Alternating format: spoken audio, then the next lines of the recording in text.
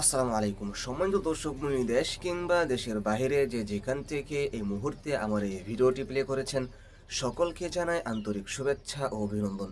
সম্মানিত দর্শক মণ্ডলী, ইতিমধ্যেই যে বাংলাদেশে 12 তারিখ নির্বাচনকে কেন্দ্র করে কিছু গুরুত্বপূর্ণ নিউজ আপনাদেরকে দেখাবো।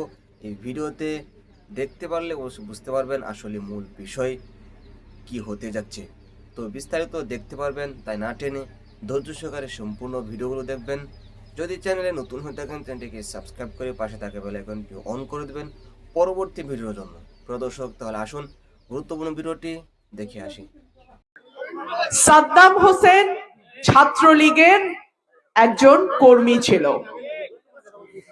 তার স্ত্রী নবজাতক সন্তানকে হত্যা করে আত্মহত্যা করে। সাদ্দাম কারাগারে।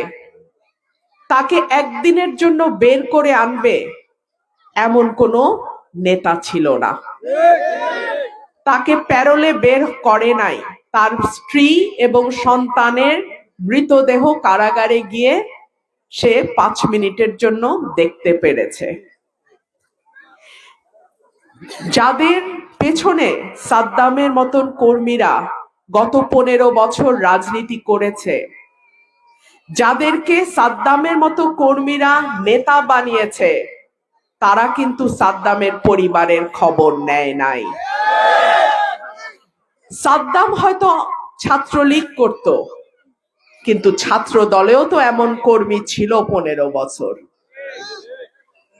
যেই নেতা কর্মীর পরিবারের খবর রাখে না, যেই নেতাকে নেতা বানাইতে গিয়ে কর্মীর দিন শেষে কারাগারে জায়গা হয়, যেই নেতাকে নেতা বানাইতে গিয়ে কর্মীর স্ত্রী সন্তানকে বিষ খেয়ে মরতে হয়, আপনারা কি সেই রকম নেতা চান?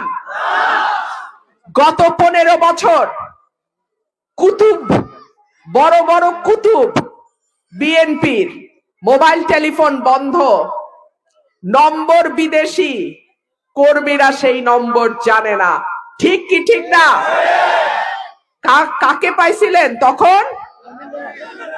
আমাকে পাইছিলেন।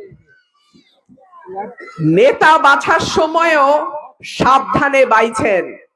ভাইরা আমার, সাদ্দামের পরিণতি যেন বাংলাদেশে কোন দলের কোন কর্মীর কপালে না ঘটে।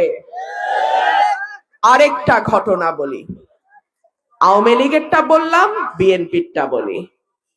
বিএনপির এক স্বতন্ত্র প্রার্থী মোহাম্মদ আলী নাম, চিনি কারণ তিনি সুপ্রিম কোর্টের অ্যাডভোকেট।